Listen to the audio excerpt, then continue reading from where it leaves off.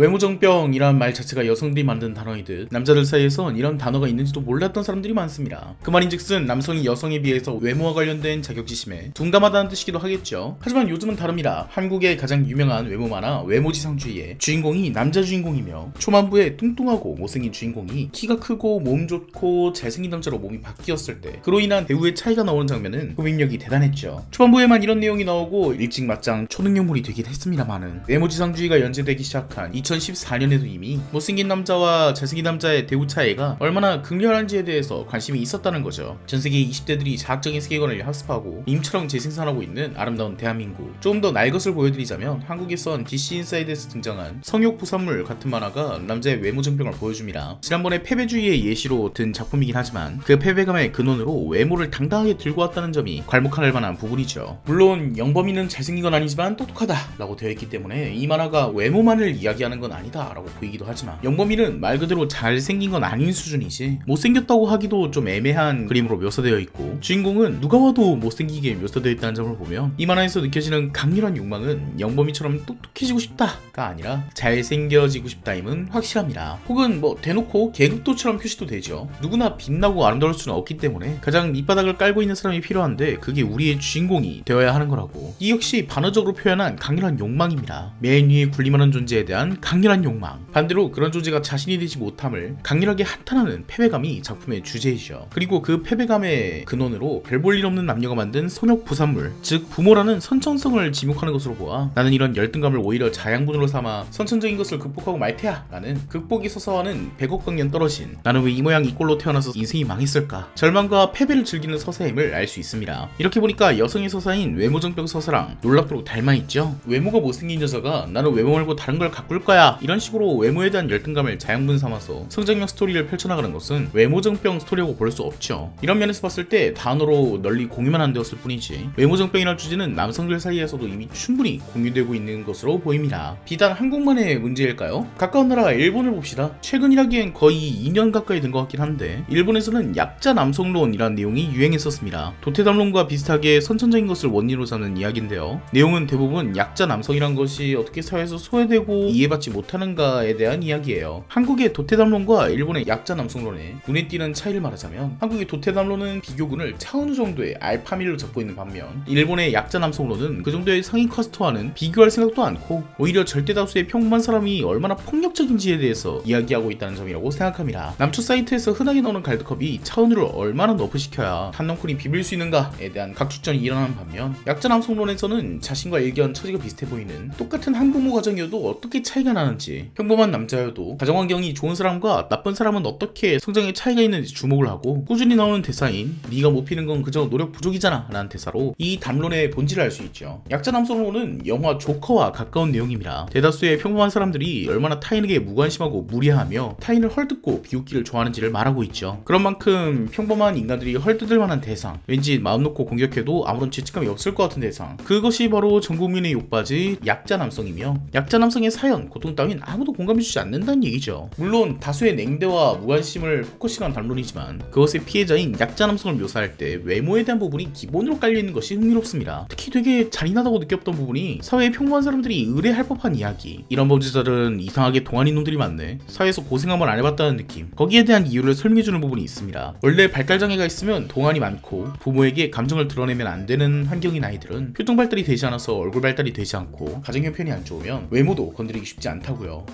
좀 죄책감 드는데 이런 말을 직접 한 적은 없어도 몇 번 동조해봤던 것 같기도 하고 왜 저렇게 됐을까라는 어려운 공간보단 고생을 안 해봤으니까 그러지 라는 맘 편한 혐오로 쉽게 도피해버린 것 같아서 마음이 편치 않더라고요. 애초에 이 설명 만화에서 쓰인 이미지가 치즈 규동남이라는 일본의 프레임인데 왠지 요시노야 같은 혼밥하기 좋은 곳에서 치즈 규동을 시키는 놈들이 다 이렇게 생겼다 라는 지독하게 디테일한 혐오가 들어간 내용입니다. 한국에서의 도태남 이미지와 일본에서의 도태남 이미지의 차이를 보면 확실히 한국인들이 좀 더 체격이 좋은 것 같고요. 어찌 되었든 이미 외모라는 것이 남자들의 정병 소지 역시 되어 있다는 점은 절대 부정할 수 없는 현실입니다. 하지만 이런 내용을 보면서 세대가 다른 사람들은 공감하기 어려워하는 편이죠. 당장에 전 약자 남성론이 뽐뿌에 퍼날라졌는데 뽐뿌같이 평균 연령대가 높은 사이트에서는 저게 무슨 개소린가, 못생긴 남자들은 능력만 있으면 예쁜 여자 만난다, 자기들이 노력 안 하는 것을 사회 탓하는구나, 같이 철저히 이해하지 못하겠다는 분위기를 풍기죠. 명백히 존재하고 종종 공감대를 얻기도 하는 소재지만 세대에 따라 따라서 성별에 따라서 이해받지 못하기 일쑤이며 심지어 당사자들조차도 명백히 어떤 것인지 정의하기 힘들어하는 남자들의 외모 정병, 그것에 대한 이야기를 해봅시다. 이 이야기들이 아직 널리 퍼지지 못한 이유는 사실 남자들 사이에서는 뭐 외모라든지 패배에 관련된 이야기가 공감대를 얻은 지 얼마 안 됐기 때문이기도 합니다. 외모로 인한 대우의 차이, 그로 인한 희도애락, 그것에 대한 서사는 보통 여자들이 주인공이었는데요. 제가 리뷰한 작품들만 보더라도 여성 주인공이 미로 인해서 고통받는 것이 대부분이죠. 반면 과거에 못생긴 남자는 둘 중 하나였거든요. 못생겼지만 매력 넘치고 자신감 넘치고 능력 있는 재간둥이, 혹은 그냥 아웃 오브 안중 엑스트라 모브남. 사실 후자는 작품에 등장한다고 보기 좀 애매하고, 못생긴 남자의 스테레오타입은 재밌거나 웃기거나 똑똑하거나 외모를 극복할 수 있는 장점이 있는 것처럼 묘사되었죠. 그런 만큼 못생긴 외모는 오히려 하나의 아이덴티티 혹은 극복해야 될 난관 정도로 묘사되었습니다. 그 벽만 넘으면 엄청난 인기를 끌 수 있는 것처럼요. 오히려 노력을 돋보이기 위한 용도로 쓰였고, 겉모습만 보고 이 사람의 본질을 보지 못하는 사람들이라는 듯한 사회참여적 메시지를 던지면서 시각적이지 않은 가치들이 우월하게 묘사되었죠. 이건 남성들을 다루는 많은 작품들이 그렇습니다. 남자의 외적인 모습 혹은 타고난 것들에 대한 서사보단 그 남자가 얼마나 많은 고통을 겪었는지, 그 남자가 얼마나 치열한 싸움을 해왔는지 등의 보이지 않는 노력에 대한 찬사가 남성을 이야기하는 작품들의 공통점이었어요. 즉 남자의 본질은 노력이었던 거죠. 끊임없이 달리는 남자는 멋지다, 노력하는 남자는 멋지다 같은 거예요. 하지만 최근으로 들어서면서 남자 스스로가 그런 남자에 대한 이미지가 박살났습니다. 특히 진실이란 키워드가 2010년대에 들어서 유행하면서 남자들의 능력, 노력 같은 비시각적 가치와 외모, 키, 몸매 같은 시각적 가치 중에 무엇이 더 본질적인 남자의 매력인가? 라는 질문을 스스로 던지기 시작했고, 정말로 남자가 노력하는 모습이 멋지긴 한 걸까? 생각해보면 소년 만화 주인공들은 다들 호감형 외모가 아니던가? 못생긴 남자 주인공이 등장한다고 해도 진짜들은 거의 등장하지 않던데? TV에 나오는 못생긴 걸로 개그치는 연예인들도 다들 나름의 인싸력을 갖추고 있는 거 아닐까? 애초에 이들이 정말로 못생기게 맞긴 한 걸까? 등의 담론이 잇따라 등장하죠. 이 시점엔 흑수저론 같은 것도 등장하면서 노력이라는 비꼬는 표현이 유행하기 시작했어요. 꼭 남자뿐만 아니라 사회 전반이 탁월한 것을 찬양하는 기조를 보였고, 노력해서 얻어내는 것에 대해 후회, 현타 등을 말하기 시작했죠. 그러면서 우리는 이렇게 생각하게 됩니다. 과연 남자의 노력이 진짜일까? 남자가 타고난 것이 진짜일까? 그 고민은 반대로 이렇게 투사되었죠. 여자는 남자의 능력을 사랑할까? 남자의 외모를 사랑할까? 이 질문이 오히려 더 직접적으로 타격을 입혀서 한동안 뭐 설거지니 퐁퐁이니 하는 담론으로 발전했고, 젊은 남성층일수록 지금까지 칭송되었던 남성적 가치, 책임감, 노력, 의지력 등은 그저 퐁으로 치부되었으며, 반대로 지금까지 가짜로 취급되던 외모가 오히려 진짜 가치처럼 여기지기 시작한 겁니다. 흑수저로 태어나면 얼마나 삶에 영향을 주는지 그것에 대해 대한민국 사람들이 공감하던 2015년부터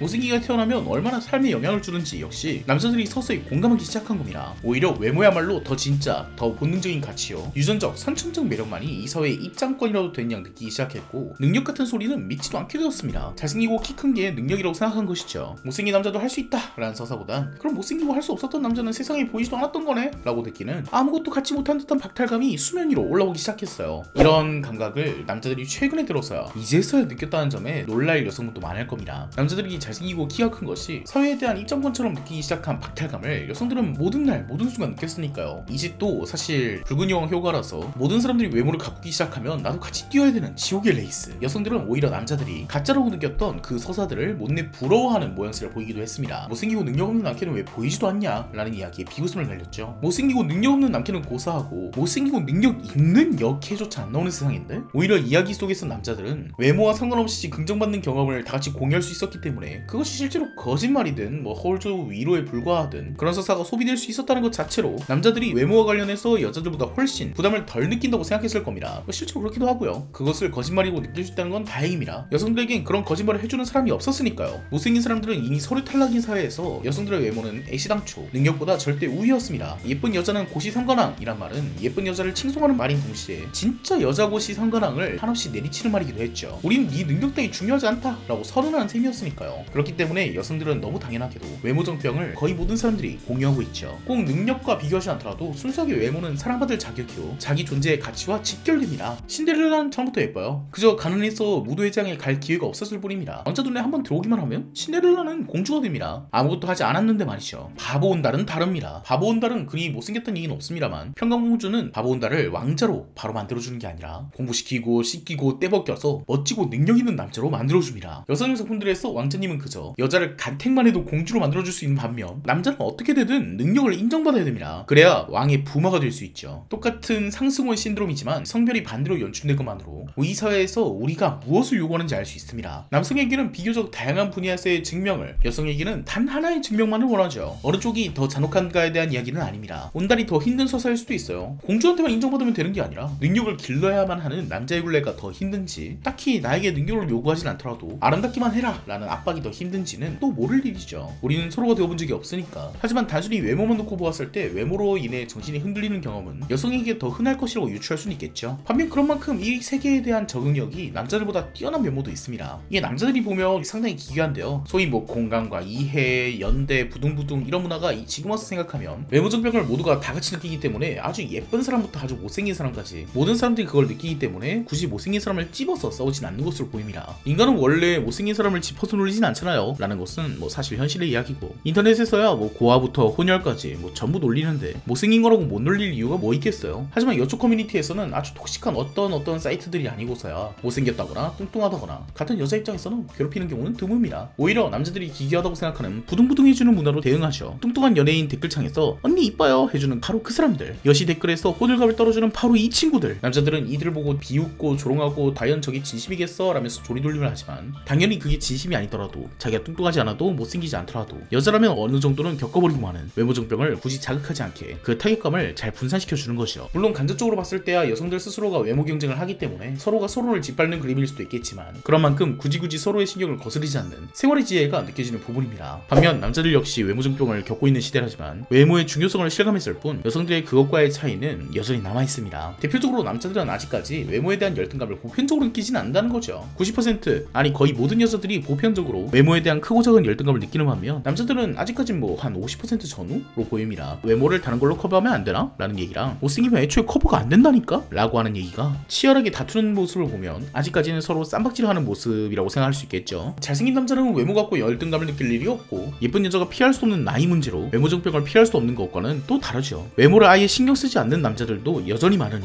남성들 사이에선 여성들의 그것과 같은 수준의 외모정병이 퍼져있다 라고 말하기에는 좀 무리가 있겠어요. 실제로 여성들이 외모에 대한 열등감을 호소하면 왠지 다들 걱정하는 분위기고 아니야 너 정도면 괜찮아 이런 얘기를 하지만, 남자가 외모에 대한 열등감을 호소하면 그 남자가 얼마나 패배자인지 루저인지 정상적인 남자라면 그런 생각을 왜 안 하는지에 대해서 소논문 정도의 댓글이 달릴 겁니다. 저는 이 차이가 외모정병의 기저에서 왔다고 생각해요. 내일 나는 누군가의 여자친구를 다시 봅시다. 이 작품에서 남자는 두 종류로 분류돼요. 날 사랑해줬으면 하는 남자, 그리고 날 사랑하는 징그러운 남자. 보통 너, 나, 우리는 후자에 속하고, 여자들이 가장 외모정병이 돋을 땐 자기 눈에는 남자로도 안 보이는 사람이 나를 좋아한다고 말하면 큰 상처를 받는다고 하죠. 이게 여성들의 외모정병의 가장 큰 이유라면, 고백 공격을 당하는 쪽이 공격받은 느낌이라면 나의 순수한 사랑이 공격이 되어버리는 쪽 역시 정병이 될 수밖에 없지 않을까요? 남자들은 나에게 고백하는 여자가 얼마나 못생겼든 대부분 자존감의 원천이 되지만, 여자들은 나에게 고백하는 남자가 대부분 자존감 깎아먹기의 원천이 되니 자연스럽게 여자들은 보편적으로 외모에 대한 열등감을 갖게 되고, 남자들은 고백이 공격이 되어버리는 경험을 가진 사람, 혹은 안 봐도 그게 비디오인 사람들 위주로 퍼져나가게 되겠죠. 그런 만큼 이 외모정병이 있는 남자와 없는 남자, 혹은 자기가 외모정병을 극복했다고 생각하는 남자들 사이 올바르게 살아가는 법에 대한 각축전이 시작됩니다. 특히 이 부분은 좀 키가 심한 것 같은데요. 남자들은 남자들 스스로 희장남에 대한 혐오를, 심지어 자기 자신이 키가 작은 남자일 때조차 키가 작은 남자가 얼마나 꼴불견인지에 대해서 이야기합니다. 심지어 키떡밥이 신길 금지에 올랐을 정도로 남자들은 애초에 외모정병에 대한 공감대도 없고, 그것을 갖고 있는 사람에게 네가 열등한 걸 나보고 어쩌란 거지? 라고 남을 무력한 존재, 남성성이 결핍된 존재로 생각합니다. 남을 꼭 그렇게 생각하는 것도 아니고 자기 스스로를 그렇게 인식하기도 하고요. 한동안 남성성을 회복하니 어쩌니 했던 게 메타였던 이유도 지금 와서 생각해보니까 그거 외모정병이 유행하던 과정이 아니었을까? 라는 생각이 드네요. 애초에 사회는 여전히 남자들에게 외모가 뭐가 중요해, 남자가 외모로 열등감을 느껴? 같이 선천적인 것을 탓하는 남자들을 압박하고 있고, 오히려 스스로의 처지는 짠내나는 웃음으로 내가 누군가를 좋아한다는 사실이 누군가에겐 상처일 수 있잖아요 라는 가슴 아픈 밈으로 돌아다니게 되면서 오히려 인터넷 남자들에게 자존감, 그리고 외모에 대한 열등감, 자신이 어떤 위치에 서 있는지 자기인식과 격차를 내면하는 공간이 됩니다. 요즘 인터넷 남자는 기본 비교 대상이 차은우입니다. 아직까지 일본의 약자 남성론처럼 자기를 제외한 모두를 가해자로 보는 수준은 아니죠. 목표는 알파메일이 되는 거고, 알파메일이 아닌 자신이 얼마나 시기심, 질투심이 드는지 그것을 확인하는 재미로 은은히 외모정병은 퍼져나가고 있습니다. 뭔가 그럴듯한 다시 생각해볼 점 등으로 환기를 하고 끝내고 싶었는데 그런 게 없네요. 그냥 남자들의 외모정병이 범람하고 있다고, 이걸 진지하게 어떻게 하자는 얘기는 도태 영상이나 남성의 위기 영상에서 많이 했으니까 오늘 영상은 대충 외모정병의 범람과 남녀 외모정병의 차이만 짚고 끝내봅시다. 아스카노 때문에 외모정병화. 오늘 리뷰 여기까지입니다. 끝까지 봐주셔서 감사합니다.